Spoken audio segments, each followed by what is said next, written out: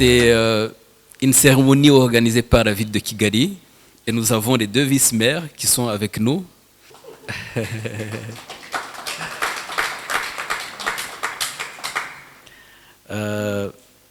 Excellences ambassadeurs, honorables, distingués invités, je m'appelle Jean-Paul Munyandamutsa, je travaille à la ville de Kigali comme directeur général de la bonne gouvernance et du développement social.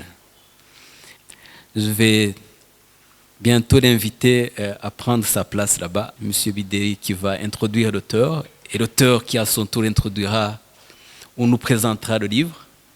Et puis il y aura une séance d'échange sur le livre, et on va clôturer par une allocution de M. le maire.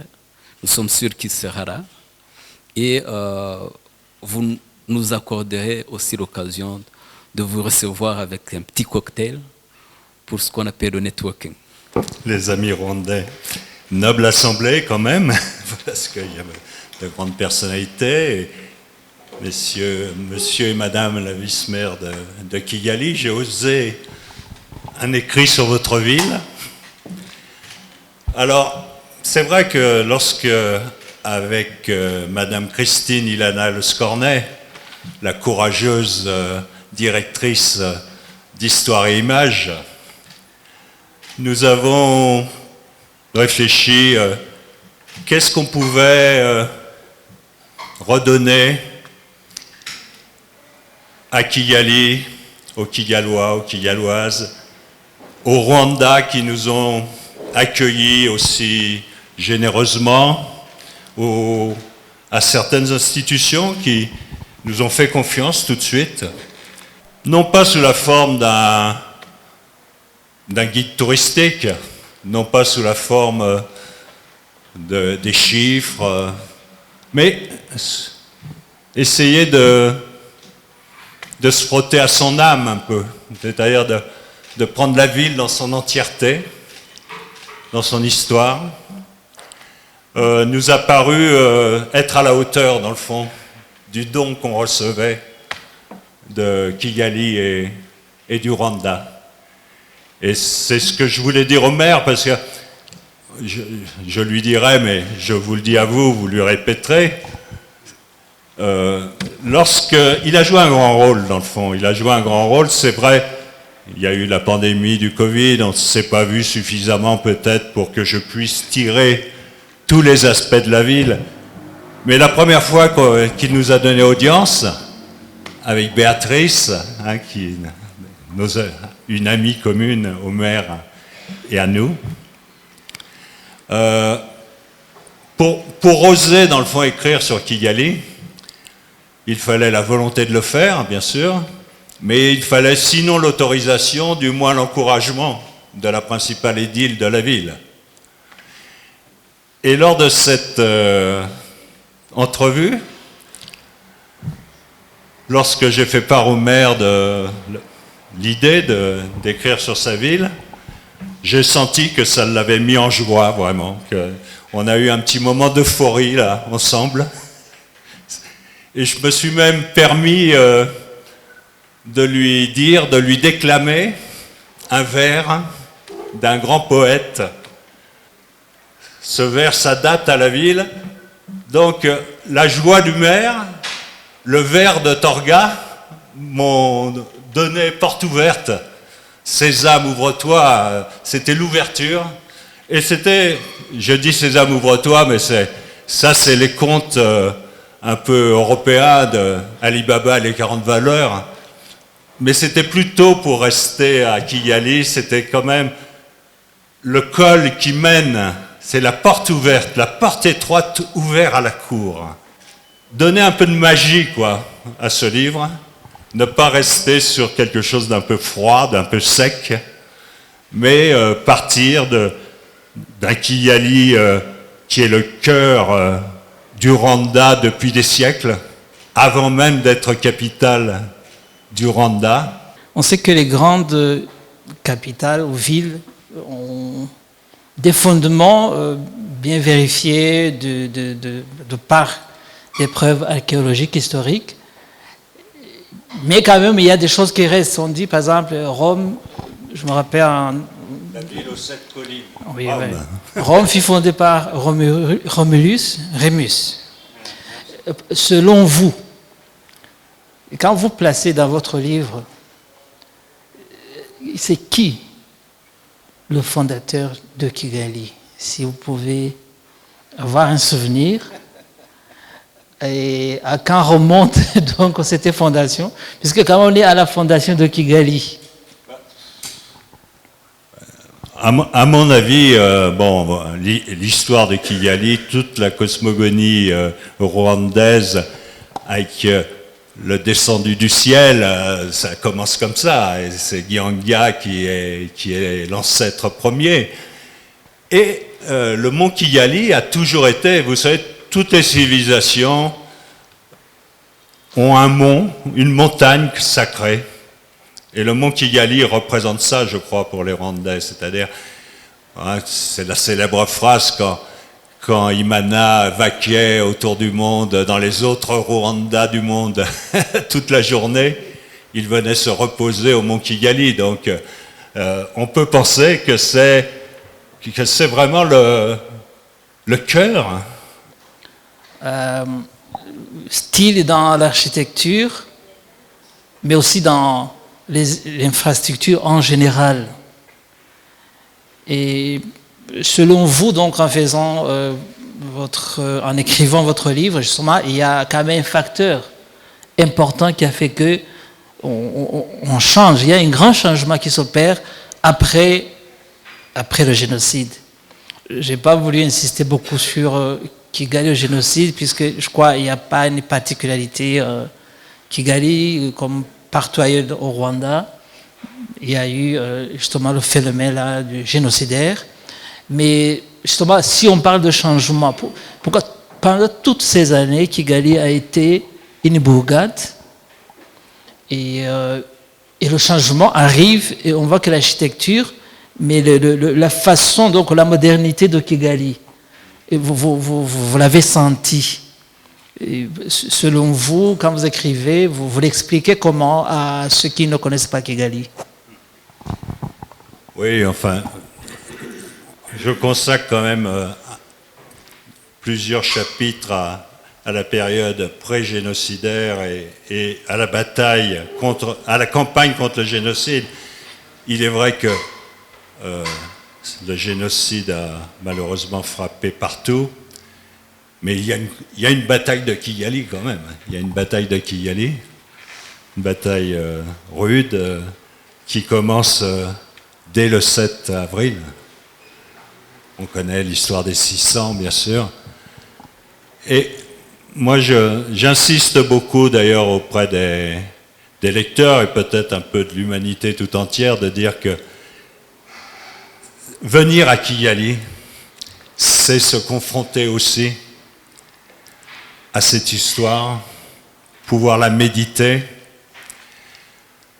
pouvoir comprendre ce qu'apporte aussi ce génocide. Parce qu'il y a un grand débat aujourd'hui qui, moi, me préoccupe beaucoup, c'est de savoir si le réseau de mémoriaux du génocide perpétré contre les Tutsis va être élevé, comme il le doit, à mon avis, au niveau du patrimoine mondial de l'humanité. Je pense qu'il y a là une nécessité impérieuse, parce que le génocide des Tutsis au Rwanda, ce n'est pas seulement un génocide de plus, il apporte des savoirs, il apporte des connaissances à l'humanité qui n'existaient pas juste là. Et moi, je pense que tout honnête homme, la culture de l'honnête homme dans le monde, nécessite un voyage à Kigali. Je m'appelle Jean-Marie Vianney Rurangwa. Je voudrais d'abord remercier M. Daniel Oscorné pour ce beau cadeau qu'il a offert non seulement aux habitants de Kigali, mais aux Rwandais, aux Africains et à l'humanité tout entière, si je peux m'exprimer ainsi. J'ai eu le plaisir de lire ce livre il y a un mois, parce que je l'ai reçu de son illustrateur, dont vous avez parlé, Jean-Claude Ngumire, qui fut mon collègue, mon ancien collègue au centre universitaire de Boutaré. Il me l'a apporté dans une ville des Pays-Bas où j'écrivais, où j'étais en résidence d'écriture. Donc, je l'ai lu avec délectation. J'ai aimé beaucoup le style. On apprend beaucoup sur la géographie physique, la géographie humaine, l'histoire. Et la façon dont vous parlez de cette histoire, elle est très objective et je vous en remercie beaucoup. C'est un livre que je recommande franchement à beaucoup, aux lecteurs, beaucoup de lecteurs, parce qu'il enrichit, il édifie, il informe, il instruit. Ma question, une petite question, comme vous êtes un bon conteur, est-ce que vous pourriez nous écrire aussi si vous avez été compté aussi, Gisenyi aussi, Rueniri?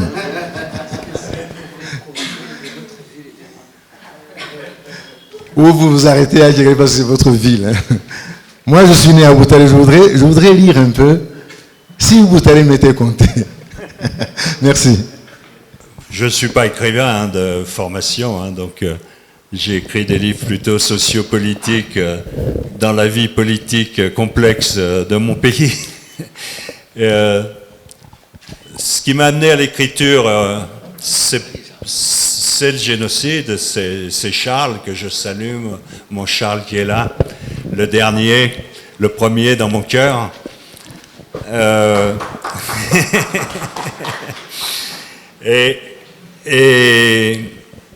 Et cette histoire,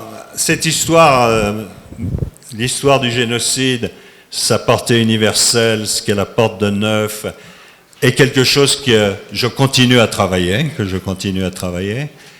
je ne sais pas si la présidente de la Vega est là, parce qu'elle vient d'être élue, elle était invitée, mais au moins, actuellement j'écris à la demande des membres fondatrices de la Vega, pour écrire l'histoire justement de la fondation de la Vega, et pour lui donner toute sa force, parce que ces femmes extraordinaires, vraiment, je passe des moments incroyables avec elles, dans le monde entier, parce qu'elles sont soit au Rwanda, soit dans d'autres portions du monde, comme beaucoup de Rwandais sont partout. C'est aussi la force de ce pays, c'est d'être ouvert au monde complètement par sa diaspora. Je ne sais pas si ce seront des questions, ce seront plutôt des commentaires, si vous me le permettez, davantage des commentaires que des questions. Le premier commentaire, c'est que Daniel, vous nous offrez un beau et un bon livre sur Kigali. Je dis bon, je commencerai par bon, parce que il raconte des choses que l'on connaissait, mais que l'on n'a jamais suffisamment dites de cette ville capitale historique du Rwanda. Et je dirais que c'est beau, c'est un beau livre, parce que vous avez fait un bon choix. Le choix de ne pas utiliser des photos que l'on connaît, mais de nous offrir des tableaux de ce que l'on sait, des tableaux d'artistes. Donc, ça a fait de ce livre bon, un beau livre également. Ça, c'est mon premier commentaire. Le deuxième commentaire que j'aimerais faire de ce livre, c'est que nous avons affaire à une narration annoncée. Vous annoncez un conte. Si Kigali était compté. Nous avons effectivement une narration, forme conte, et on le sent surtout vers la fin, quand vous dites que ça finit pas, ça continue. Et effectivement, Kigali est pour moi éternel. Donc, vous n'avez pas voulu le localiser de manière définitive. Non, Kigali continuera. Et c'est le compte. Le troisième commentaire que j'aimerais faire, c'est un conte, mais vous adoptez également, et c'était nécessaire, une écriture historique de tendance linéaire. Et je dis que ça valait le coup parce que nous avons affaire à une histoire d'un lieu connu et qui date de très loin et qui va continuer à exister. Donc nous avons une narration dans des étapes différentes qui nous raconte les méandres divers qu'a traversé Kigali. Et heureux et malheureux, surtout la dernière étape, l'avant-dernière, parce que nous vivons dans le post-génocide et fort heureusement, il y a eu un après-génocide. Pour moi, ça m'a donné un peu un défi que moi aussi j'ai à relever. Lorsque j'ai lu, je ne l'ai pas tout lu, mais lorsque je l'ai lu en diagonale, je me suis étonnée que en 1970, dans les années 70, on pouvait se balader ici à Kigali dans des sentiers et cueillir de belles mangues, mais aussi entendre des rires des hyènes. Ça, je me suis dit, est-ce que vraiment dans les années 70, il y avait encore des hyènes ici à Kigali? Alors, ça, le défi, c'est que moi aussi, c'est quelque chose que je découvre, mais aussi que j'ai à raconter à mes enfants. C'est pas seulement ça, mais si moi aussi je m'étonne, alors je me demande, les enfants qui vont lire ce livre, vraiment, ils vont croire que c'est une conte, parce que c'est Kigali qui est conté, alors ils croiraient que c'est une conte. Alors ce sera mon défi à moi, que ce soit de la jeune génération, mais aussi nos visiteurs, des étrangers qui visitent notre pays, pour leur dire non, ce n'est pas une conte, c'est une pire réalité. Merci. Je vais mettre un petit peu par là. Déjà, pour dire combien je suis heureux en tant qu'ambassadeur de France que cet ouvrage superbe sur Kigali soit une coproduction franco-rwandaise, puisque à la plume, c'était Daniel, mais le dessin, donc c'est un illustrateur rwandais très talentueux. Je comprends qu'il est aux Pays-Bas, mais enfin, il est clair que son inspiration, elle est ici. Alors, c'est vrai que c'est un ouvrage qui esthétiquement est très beau, qui aussi est souvent très profond. C'est une ville qui a une histoire, effectivement, qui a été très douloureuse. Et certains d'entre vous ont vécu cette douleur dans leur chair, et je crois que quelque part la portent toujours. Je suis très sensible aussi à ce qu'a dit Daniel sur la vocation finalement universelle de son ouvrage et puis aussi de cette ville. C'est vrai qu'effectivement, un crime contre l'humanité, surtout que c'est le crime des crimes, ça concerne l'humanité tout entière. Et donc effectivement, je ne sais pas si Kigali a les capacités pour recevoir le monde entier, mais c'est vrai qu'en tout cas, c'est une ville qui reçoit beaucoup de monde. Le fait aussi, des choix stratégiques qui ont été faits, comme le tourisme de conférence par exemple, c'est quelque chose d'important. Ça ne permet pas simplement de remplir les chambres d'hôtel et puis de recueillir des devises, mais je crois que ça permet aussi à tous ces gens qui viennent du monde entier pour des grandes manifestations comme le Commonwealth, comme l'Union interparlementaire, comme bientôt le congrès de la FIFA, ce qui fait que le maire est très très occupé.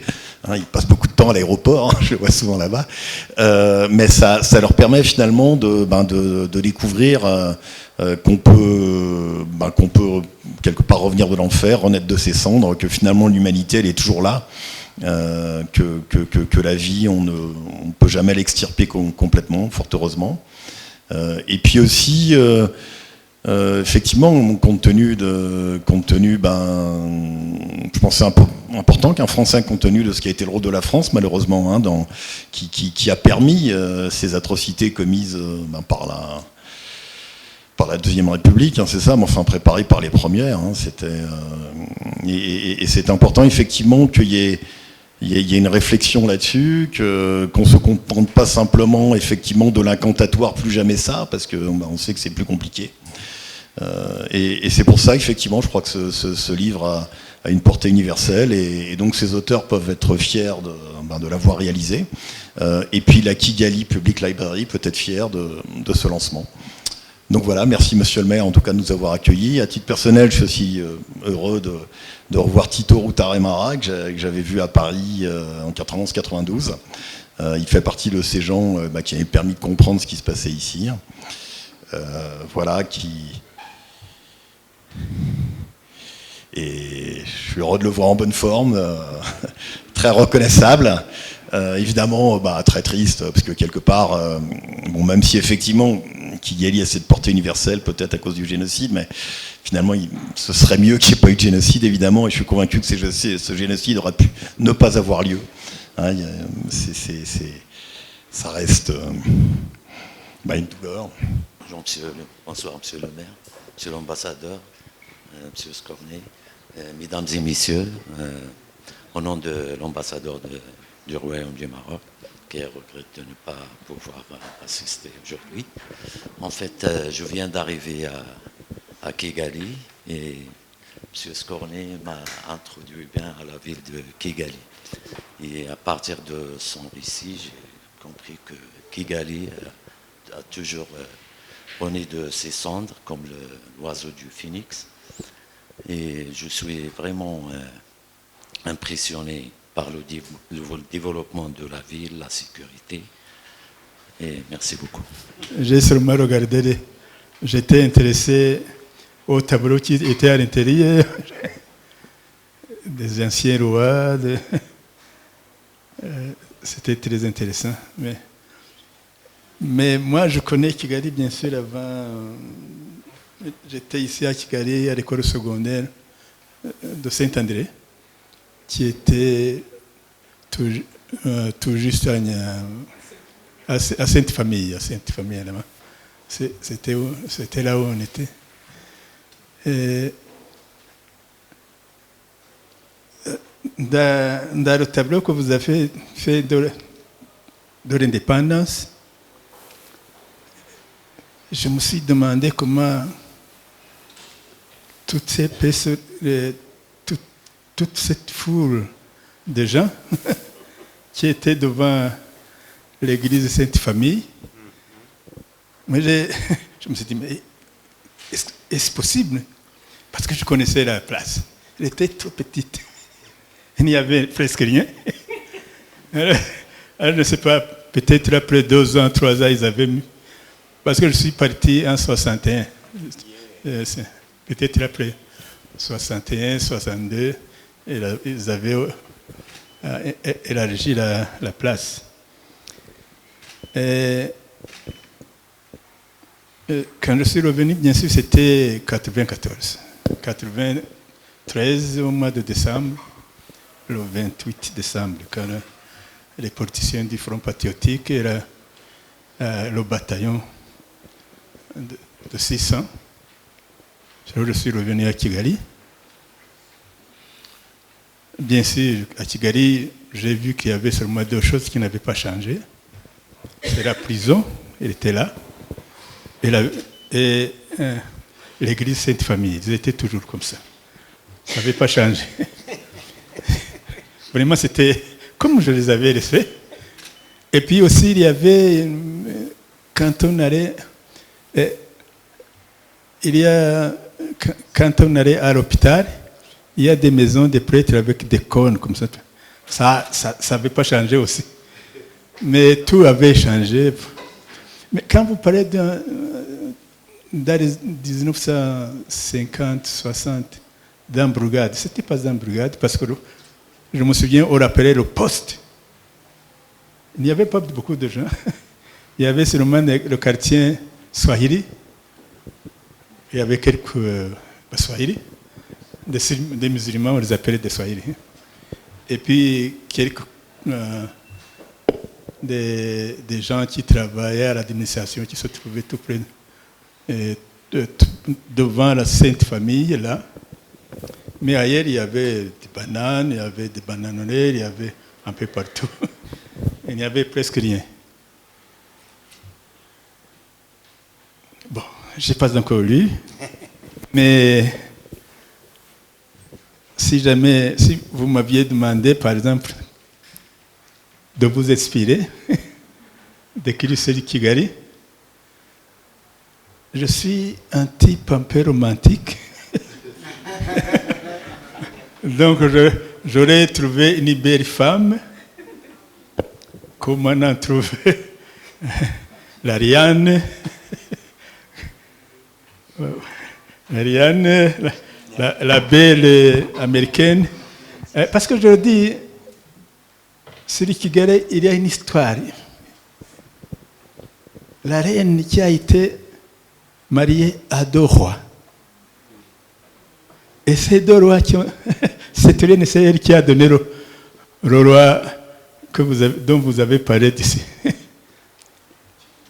Alors, moi, j'aurais pris cette image d'une Nigérienne qui était aimée par 2 rois, mariée à 2 rois. Mais heureusement, le garçon est devenu notre roi. Il n'était pas le roi de Bidjessera. Voilà, c'est une histoire comme ça. Mais aussi, c'est pourquoi je penserais à une dame comme ça. Quand on était ici à Kigali, au moment le jour de libération, moi j'étais toujours avec des images des morts, des rescapés, des gens qui étaient coupés la tête un peu partout et les chiens. Mais ce jour-là, j'ai eu une autre image. L'image des gens zombies. Vous savez, c'est ces zombies qui marchaient sans savoir. Et on se demandait, est-ce une personne? Mais Kigali, après 2 mois, tous ces zombies, la plupart des femmes, sont devenues des jolies dames qui étaient devant des magasins, qui travaillent un peu partout. Et j'ai complètement oublié des zombies que je voyais. Oui, parce qu'avant, imaginez-vous, avant je voyais seulement des cadavres un peu partout, des gens qui avaient les têtes coupées, les bras coupés, qu'on amenait, les enfants qu'on amenait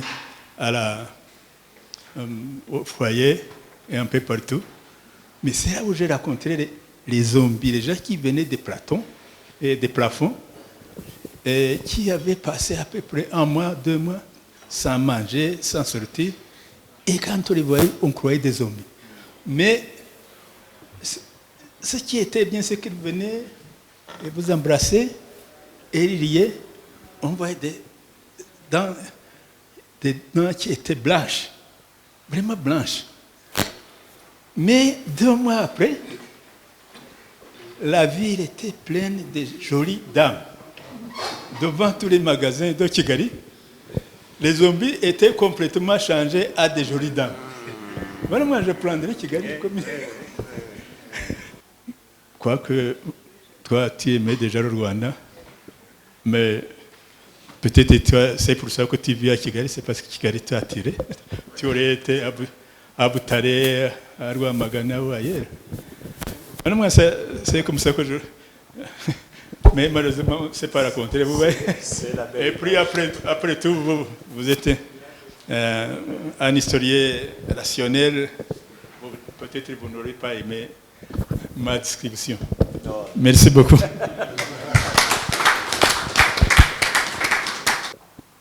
Je vous raconte une petite histoire de rencontre avec cher Daniel, et je remercie d'ailleurs Béatrice et Charles, parce que je me rappelle une fois, je reçois un coup de fil, ils me disent, voilà, nous avons un ami du Rwanda qui veut vous rencontrer. Et quand je rencontre Daniel et sa femme, ça parlait que du Rwanda. Et particulièrement, ça parlait de Kigali. Et aujourd'hui, on a un livre. On a vraiment un ouvrage. Et c'est vraiment un très très grand plaisir pour moi, les résidents aussi de la ville, les collègues au niveau de la ville de Kigali. Et d'ailleurs, tout le monde qui visite la ville, parce que je pense que le plaisir est vraiment partagé pour cette occasion d'avoir un livre qui parle que de Kigali. Et je disais une fois à Daniel, si Kigali était compté par quelqu'un d'autre, est-ce qu'on aurait eu cette profondeur, cette douceur, cette précision de l'histoire de la vie de Kigali? Il nous parle de notre histoire que peut-être on connaît, on a eu les occasions peut-être de l'apprendre quelque part ailleurs, on a eu les occasions différentes de rencontrer des sages comme vous, honorable Tito, dont nous en avons parlé, mais la façon, aujourd'hui, il nous parle de notre histoire de la vie de Kigali, il met un peu ce qu'on a connu comme des moments assez tragiques, de part déjà à la colonisation, jusqu'à, ils vont en détail même les fosses communes que nous avons eues dans la ville pendant le génocide perpétré contre les Tutsis, les sites mémorials. Il continue jusqu'à nous parler maintenant de la résilience. J'ai connu quelqu'un avant-hier, on était dans une petite réunion, quelqu'un qui me dit qu'en 1998, il venait ici pour le travail, mais la personne allait dormir à Kampala parce qu'on n'avait pas assez d'hôtels. Aujourd'hui, la même personne connaît la vie de Kigali telle que vous l'avez racontée, et également quelqu'un qui lit l'histoire que vous avez essayé de nous partager dans cet ouvrage. Ça montre vraiment une certaine possession qui dessine en tout cas les lignes d'une voie assez inédite qui est la nôtre, qui est cette résilience dont je vous parle. Merci beaucoup de nous avoir partagé ça. J'ai personnellement eu l'opportunité de lire ce livre, vraiment de la première page. J'ai eu l'opportunité de rencontrer Daniel et son épouse, qui est d'ailleurs l'éditrice du livre, et leur dire autre petit commentaire peut-être, comme vous l'avez tout à l'heure fait, honorable. Mais c'est toujours formidable et très merveilleux vraiment de voir cette profondeur qui est vraiment votre touche dans le livre. J'invite tout un chacun de lire ce livre. Nous sommes, je pense que c'est pas par hasard qu'on est ici à la Bibliothèque nationale, mais on est tous éducateurs d'une manière ou d'une autre. Faites lire ce livre à quelqu'un d'autre, au moins une personne. Ça retrace. Pour moi, ça a comblé le vide que je voyais. J'ai lu, pas beaucoup, mais quelques livres du Monseigneur Bigirumwami, mais qui parlait un peu de l'histoire du Rwanda, beaucoup plus du Mwami et de toute la lignée, parle beaucoup plus de Nyanza, mais je voyais qu'il manquait quelque chose sur Kigali. Donc si Kigali aujourd'hui est compté, c'est quelque chose que nous devons nous réjouir. D'ailleurs, de par l'amitié que vous avez avec nous aujourd'hui, mais également cette coopération que vous avez essayé de cultiver en vous et en votre famille. Si ce soir on se réunit aujourd'hui, évidemment, c'est sur ce livre. Mais c'est également, je pense qu'il y a un moment qui va nous rappeler, je disais tout à l'heure en tant qu'éducateur, de pouvoir transmettre l'importance de la lecture. Vraiment, ça vaut la peine de lire ce livre. Et ça donne également cette envie d'écrire encore davantage. On a des écrivains ici, il y a Dr Bideli, il y a Charles, et il y a peut-être les autres. Il y a aussi Alphonse qui est là. Rurangwa, voilà. Oui, il y a les autres.